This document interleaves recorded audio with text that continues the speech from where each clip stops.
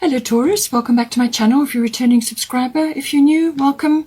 Hope you enjoy the reading. This will be a general life reading for yourself. Please don't forget to like and share, or like and subscribe, as that will also help to move the videos around YouTube. I normally pull out 3 areas of interest, 3 houses of interest for the month, and then we look at things from there. Ooh. Let's take that one.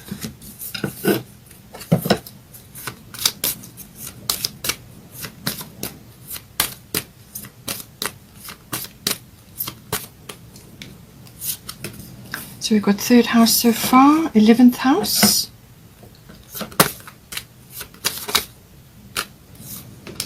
and 8th house. Let's get some astrological guidance now.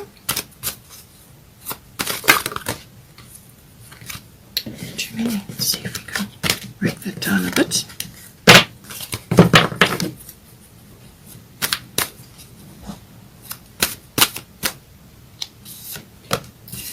Void of course moon. This is to do with communication.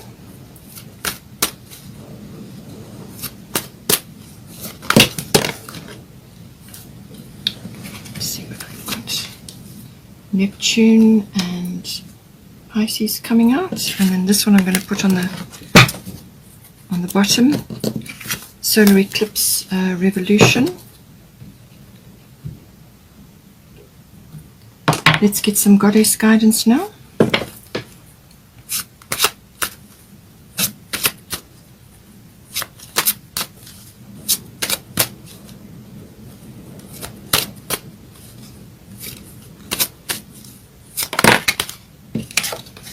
Isis,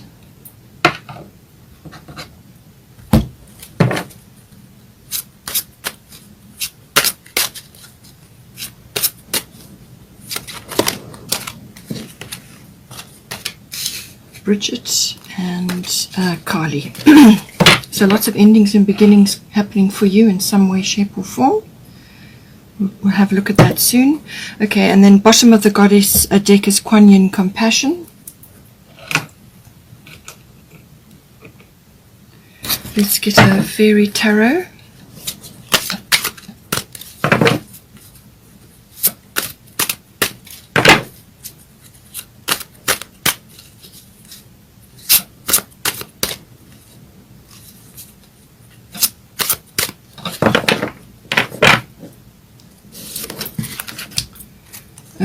King of Autumn.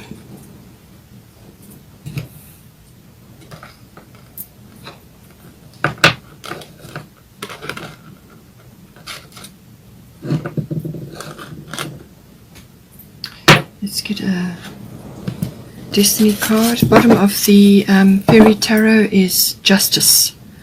So we'll have a look at that as well.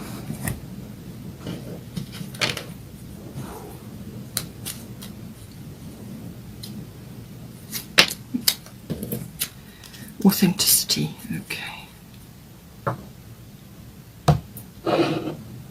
Alright, so 3rd house, 11th house, and 8th house. And then we've got authenticity as well.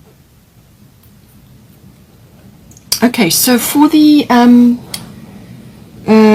first house we've got coming up for you, it's actually the 3rd house. This is all forms of communication. This is written, verbal.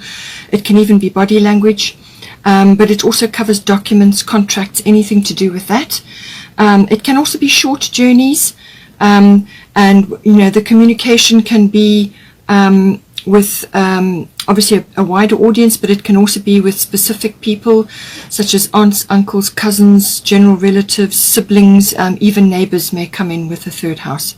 It also covers learning, so learning I would say mastering things, especially if you're already past your your actual education years. It's about mastering different things, researching media, things like that. Electronics also come into this, so the internet may come into this, or electronic things, or anything to do with that are coming up for you.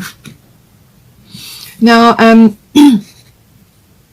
We've got your void of course moon missing. So this is sort of a shadow period where you just want to be continuing as you are until this energy has passed. This can sometimes depend, depending on what your situation is. But this is about just going into a sort of a rest, recovery, or a sort of a pause period. In this case, obviously expression related, but it can also be document related, where it's saying just take a step back until the energy has passed, because it's not a time to be initiating or to be making big actions while this is going on. But it's basically saying just stay as you are, just step back and go into sort of planning mode.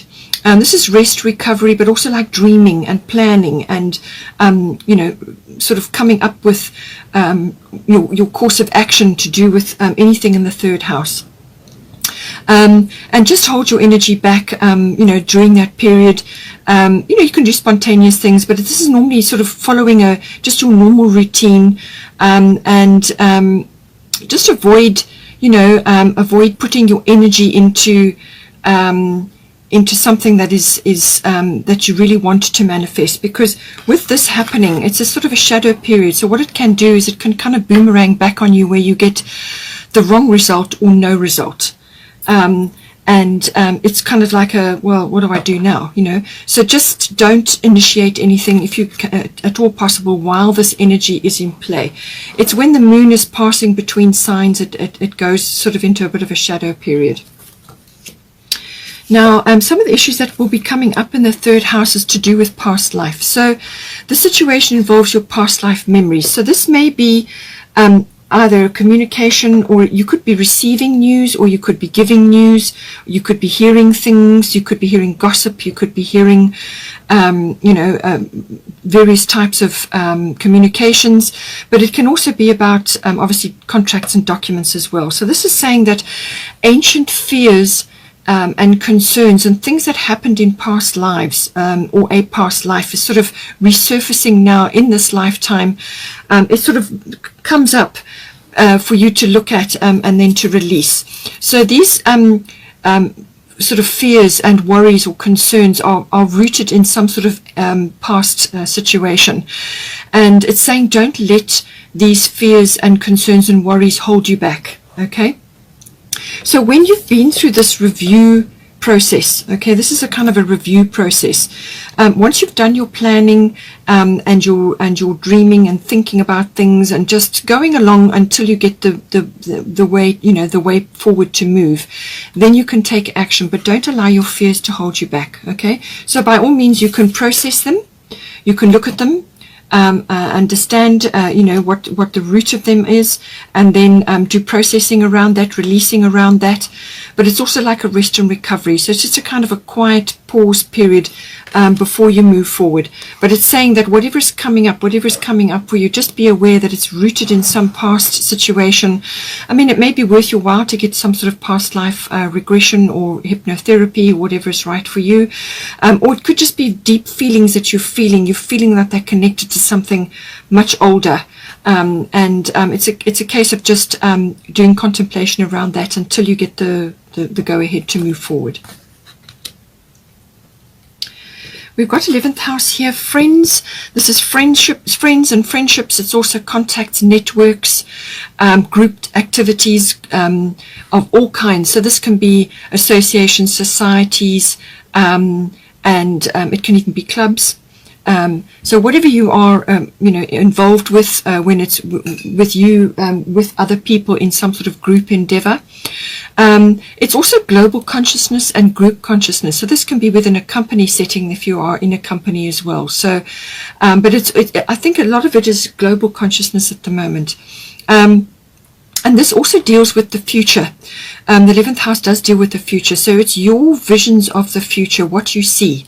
and what you're trying to achieve for yourself. It can also be quite idealistic. It's also about your hopes and dreams, your what you're aiming for, also your personal hobbies and interests, things like that. It's also, sort of, your dreams. I mean, something may be coming in for you as well, but it could also be that you perhaps need to just look closely at things as well, because you've got Neptune here. So just be careful that you're not slipping into some sort of idealistic notion or like a fantasy or an illusion. Be very clear that you've got things as they should be, and if they're not clear, then this is this coming in. Wait until things are clear and then you can move forward. So it's, with Neptune, sometimes an illusion or a veil can be over things and you just don't see things clearly. But it can also be obviously to do with friendships, but it's also to do, with your own sort of social groups. You may be expanding that, or you may be changing that. Trends, currents in society, and this can be like social reform and causes as well. You may be interested in taking up a cause or a reform of some sort, or you may be involved in that. All of these factors can come in with the 11th house. It depends on you and what your situation is in life. And what you're trying to do. With Neptune sacrifice here, this, as I said, can be have that sort of veil over it, where things can be a little bit confusing. So it's best to make sure that your feet are on the ground. Being a Taurus, this will be natural for you, so make sure your feet are on the ground and that you're not being taken in by some illusion or some fantasy which is clouding your vision.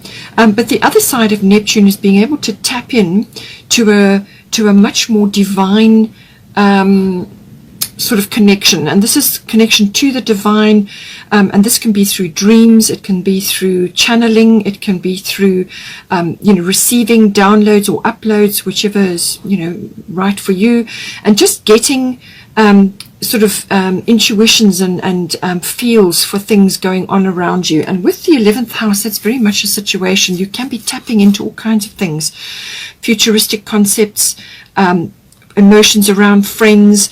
You could be picking up information in groups, sort of empathic information, things like that. You could also be picking up trends and currents going on.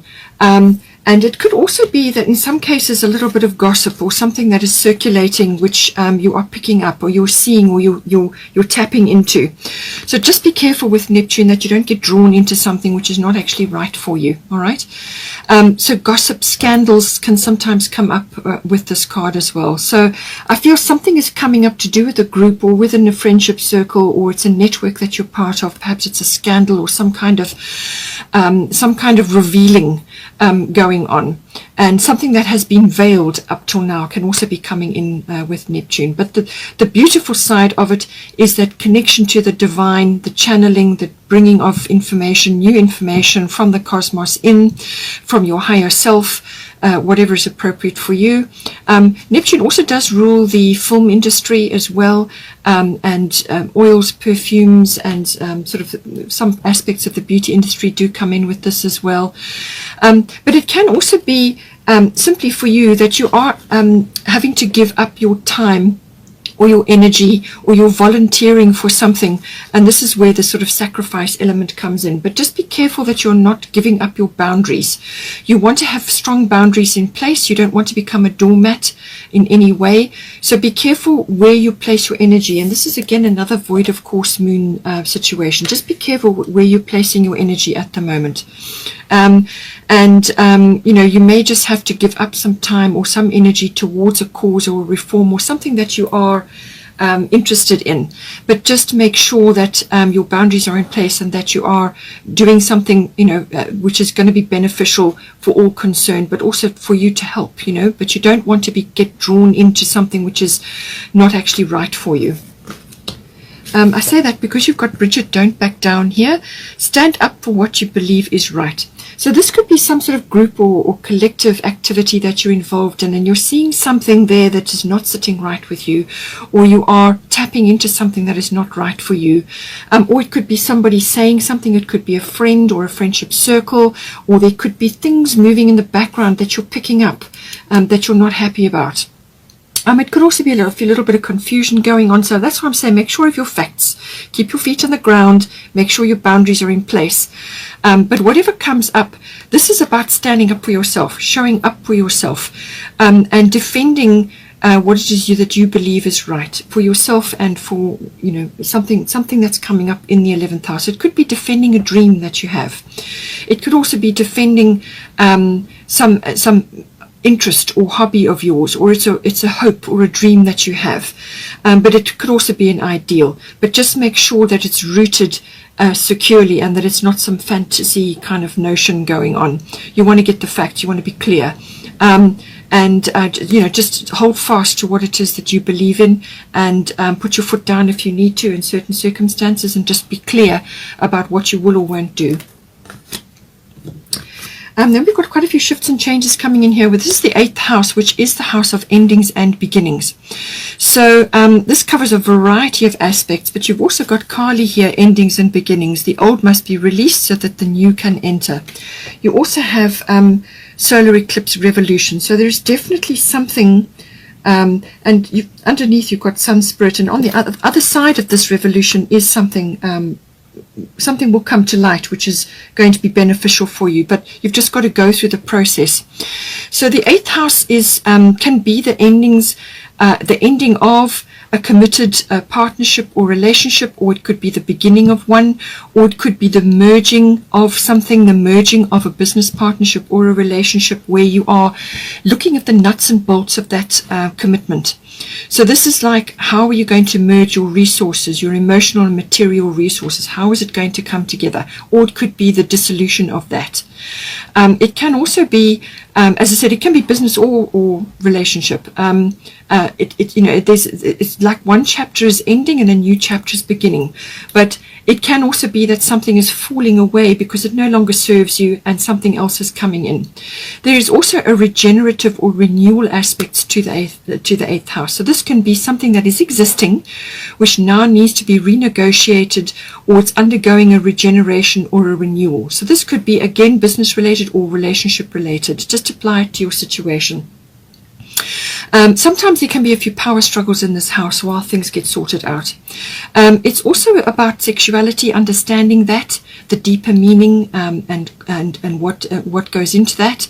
It's also the about birth as well. Now this can be the birth of an idea, or the birth of a concept, or a birth of a relationship, or birth of a partnership, whatever is appropriate for you.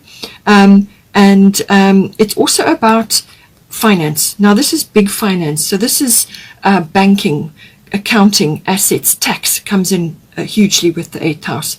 It's also investments, insurances, things like that.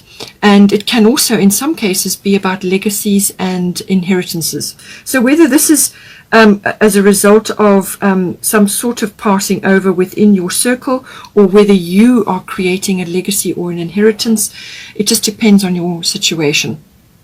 So it's got the finance, and then the other aspects, normally partnership or relationship related, how it's all hanging together. And also your psychic development does also come in with the 8th house. So now we've got Pisces, I believe, here. So again, we've got strong Neptunian and Pisces energy coming in. So just be careful, again, that with this Neptune rules Pisces, all right? So just be careful that you are, that you've got your facts correct, and that you have got a plan of action, even if you have to wait a little while before you put it into action, okay? Think carefully through things. Make sure that your boundaries are strong if you need boundaries in this house.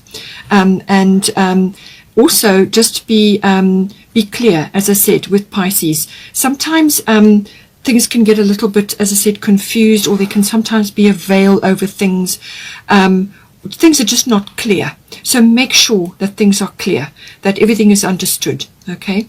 The other side of Pisces is the I believe concept, which is connecting to the religious side of yourself, or the mysticism, your spiritual life, whatever is right for you. But it's also about healing. So a situation which is coming up here may be healed, or you are going through healing while there is some sort of shift or change going on. It could just be a cycle change as well. But Pisces always is about some sort of retreat or withdrawal, and also some sort of time alone, which again comes in with this void of course moon, some sort of rest recovery period where you can just withdraw to get your ducks in a row, to sort things out and to get clear. All right. And it can also be in some cases getting over some kind of situation. So like a resolution or an ending may come in with this as well. Or it's kind of the end of a cycle, the end of something which has been self-defeating for you. So whether it's self-sabotage or some repetitive behavior, or just not seeing things clearly. Okay, so it's self-defeating behavior can sometimes come up with Pisces. But it's also about diving into the realms of the unconscious. And this can be things that are coming up within you which need to be aired or to be sorted out. And this is where the solitude and the spiritual life and the meditation, mysticism, healing all comes in. It's about pulling up those things. It can also be dream life. You may be dreaming a lot, or you may have a dream, or you may be getting information in your dreams. All of these aspects come in. It is obviously connecting to the divine again, through Neptune, connecting to that and receiving guidance. It could be really strong guidance for you. Okay. And it can also be in some cases karmic situations sort of rising up within you, either karmic people, and this can be karmic contacts, people that you have to do, you've got things to do with in this lifetime. That may also be coming up, or karmic issues that you have to sort of overcome. And this is where the unconscious comes in, because these things are in your unconscious and they rise up to be dealt with at certain times in our lives. Finally, Pisces can also be about twin flames.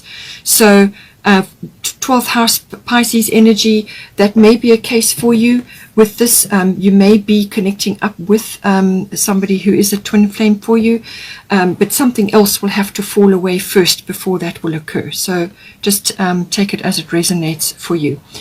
One final aspect of Pisces is letting go of something which is you kind of are addicted to, something that is self-defeating, that you need to let go of.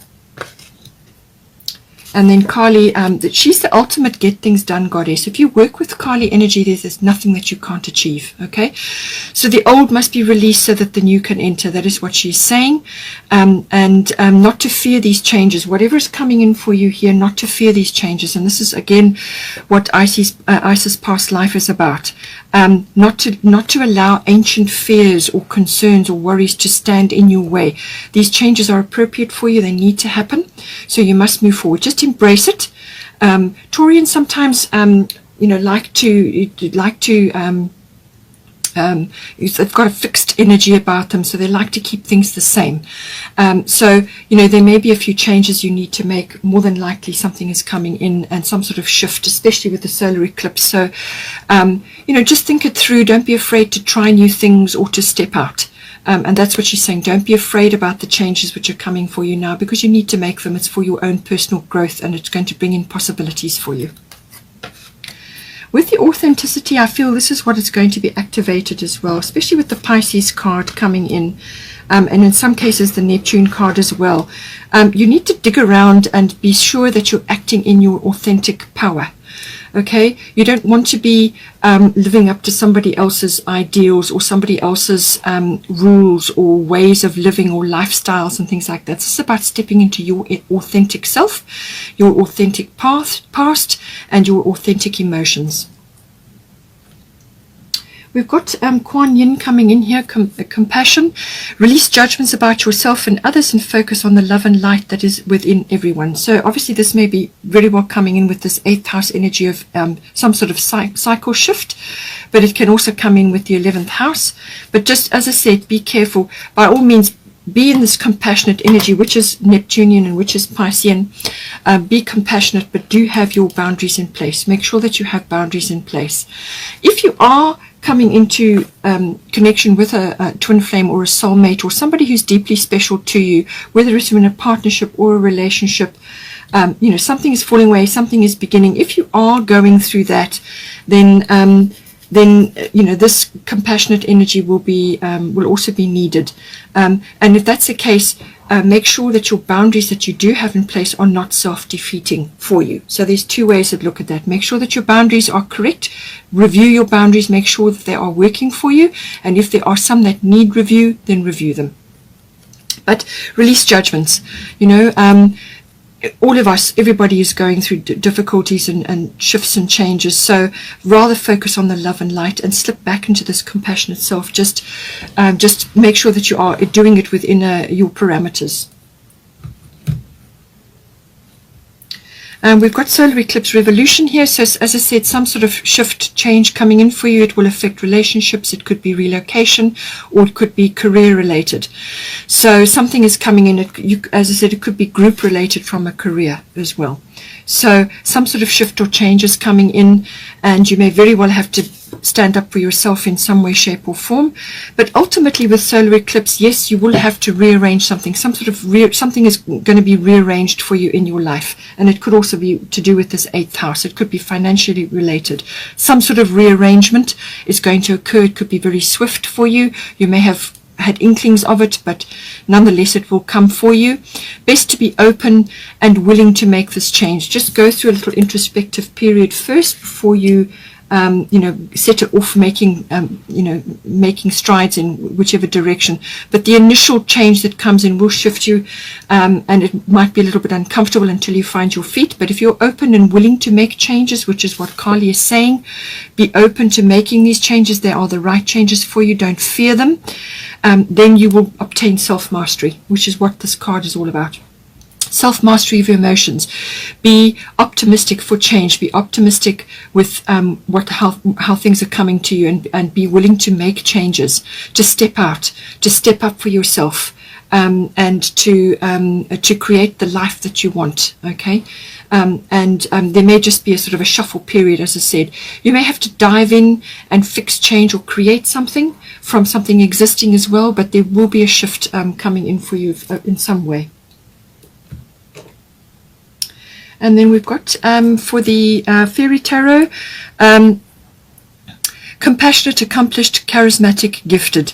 So this could be somebody that you are involved with. It could be, it says a good person or company to work for. So this could be somebody that you are aligned with, either through work or somebody else that is in your life currently. It could very well be this soulmate or twin flame that is coming in. It could very well be a soulmate. Soulmates are not necessarily love relationships. They can be people that you are aligned with to achieve something in this lifetime. Something that they're coming in to work with you and you are working with them. It's a contract that you've already signed before you incarnated. Something that you're working on together. So it could be somebody like that, or it could be that you need to bring these qualities into yourself and manifest them. But it says be assertive when it comes to what you know is right. Everything going your way, a good person or company to work for. So this is where Bridget comes in. Don't back down. Step up for what you believe is right. So this is a second message for you coming in. This was in your 11th house. So stand up for what you know is right. Be firm. And everything will go your way. You will be able to conquer whatever is occurring at this time. And then the bottom of the Fairy Tarot, Justice. Take time to review the details carefully. You will win in the end. Fair and objective decisions. So this is why you've got the Void of Course Moon missing. Take time to review the details carefully. That's what this is saying. And this is to do with contracts, documents, communication, electronic things. It can be short, local travel, local journeys, cars, maps, things like that. It can be that related as well. So, just get everything balanced. And when it says fair and objective decisions, this is why I feel you need to be careful about what it is the facts, because Neptune can sometimes conceal. So just make sure that you have got the facts correctly and that you are 100% aligned from your heart with what it is that you're planning to do. Hope you enjoyed that. Please take care and have a wonderful month, and I will see you next time.